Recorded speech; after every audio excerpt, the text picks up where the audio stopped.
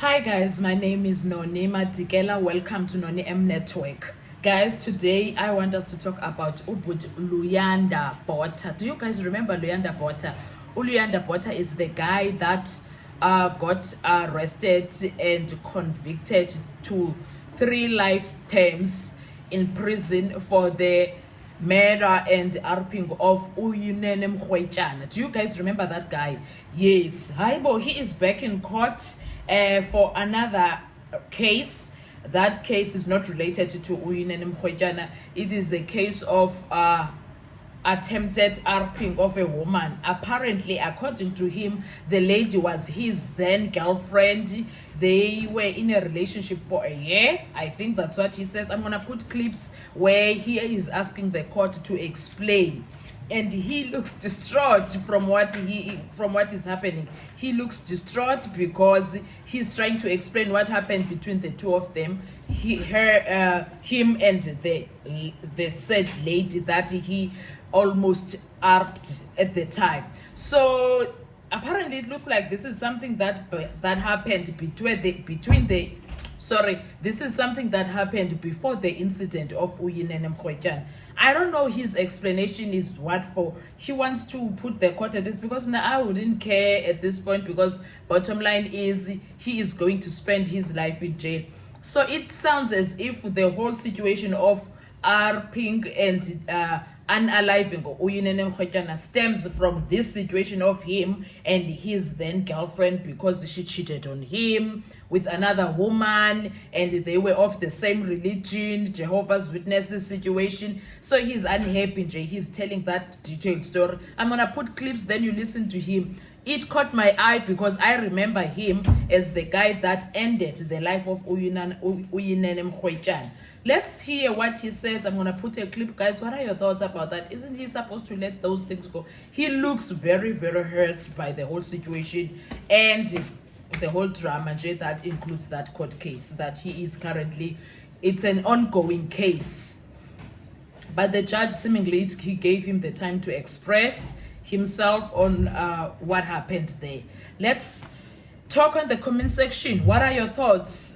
Do you think this guy is deserving of any hearing aid because of what he did to Uyinene Mrwetyanas? Number one, do you think this guy must be he says he never raped her, but there was a communication whatever between the two of them. He went back to the nursing college situation. Like, it's a lot. Listen to him. But personally, I believe Uguti, if someone did not do a crime, they must not be serving anything when it comes to that crime they did not do, even if they are criminals, even if they have done some gruesome crimes. If a certain crime was not done by them, we can absolutely not go on a manhunt of making sure that that person is guilty of a crime they did not do. That is just my view. Anyway, what are your thoughts? Let's talk on the comment section. This is Luyanda Botha, the one that unalived and raped Uyinene Mrwetyanas 2019. Let's talk on the comment section. Thank you so much. I'll see you on our next video. Bye-bye. Before I answer the question, I would like to say that I'm aware that the court will want me to focus on what happened there at the college and may only be interested in what happened there. But with that said, there's a context from which the events that took place that day at the college originate. And if that context is now left here unsaid, then my testimony to me will not feel complete. Because to understand how I was thinking and how I came to some of the decisions I took there at the college, that depends completely on this context. And without it, I doubt that the court will be able to view what I say in a fair light. So if I'm allowed, I'll have to start by giving a brief context and say that I was in a relationship with a beautiful young lady whom I adored. And since we both shared the same religious beliefs and striving towards such a life, a godly life,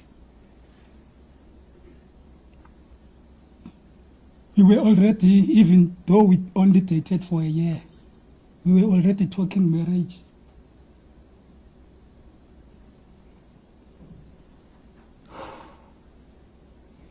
Yeah, but decided to put the idea off until she finishes her nursing diploma. Now, about a month before this day in question, our relationship became very strained because I had discovered that she was cheating with another girl whom she had introduced to me as only just a friend. When I raised the matter, she denied it, of course, and told me that whoever had revealed this to me only wanted to break us apart. So while we were still trying to work things out to regain my trust, she offered to cut ties with the person whom was said to be her lover. So since I knew, or I thought since she knew who I was, let me rather go back to avoid any awkwardness that might arise because of this encounter later. Let me go back, maybe at least she knew who I was. Let me explain myself, the reason why I was there. So as I was rushing back to the shower again, she was on her way out, but I could not see her from that position. So we bumped into each other inside the shower. So to lessen the impact, I lifted up my arms, which slightly struck her under the nose or upper lip. So since the floor was also slippery from that same impact of our collision, she fell on her back. She was wrapped in a towel, and the towel also fell off from that same impact. So she had nothing underneath the towel. So she was exposed. So